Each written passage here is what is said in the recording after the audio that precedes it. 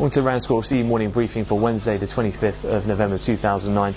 Just taking a recap in terms of some of the pertinent news flows that come out of Asia overnight, starting off with some commentary out of the Bank of Japan's Deputy Governor Yamaguchi, who said that global economy is recovering but the financial system remains somewhat fragile. He also commented in terms of the individual banking system in Japan, saying that funding conditions of smaller firms are still severe.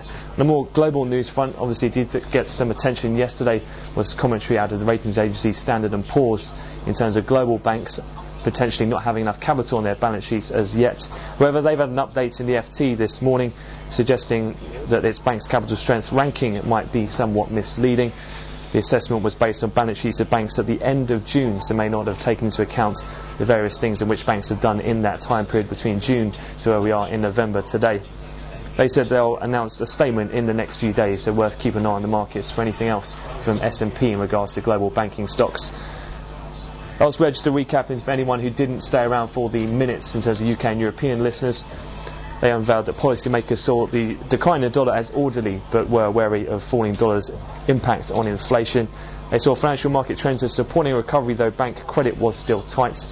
In terms of their 2 years and the next forecasts, they raised the forecast for Q4 2010 GDP growth rate to 2.5% to 3.5%, and also slightly reduced their unemployment rates to now a range of 9.3 to 9.7 from a previous 9.5 to 9.8%.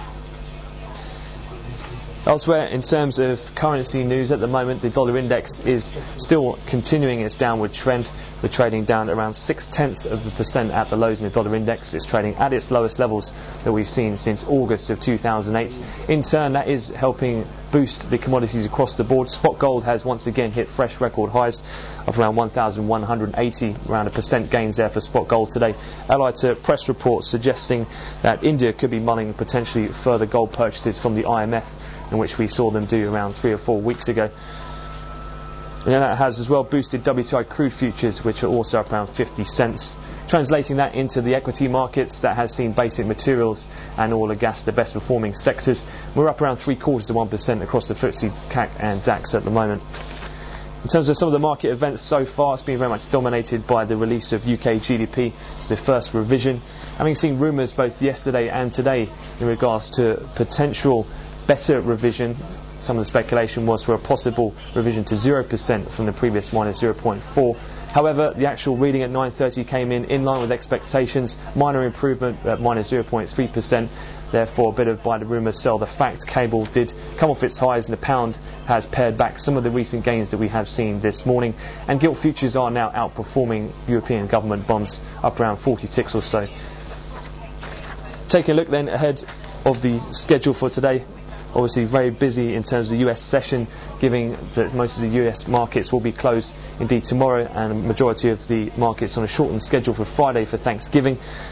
Therefore, now we'll be looking out for the weekly NBA mortgage apps at midday. We've got initial jobless claims and continuing claims at 1:30, alongside PCE data, durables.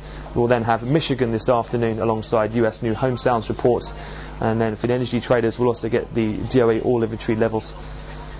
There's other things we're looking out for as well. Bank of England, they are conducting a reverse auction today to maturities of 2013 to 2019, so that could also fuel some further gains in the lead up to that for gilts. And also we'll have the final of the week's auctions in the US, the 7-year note for $32 billion worth.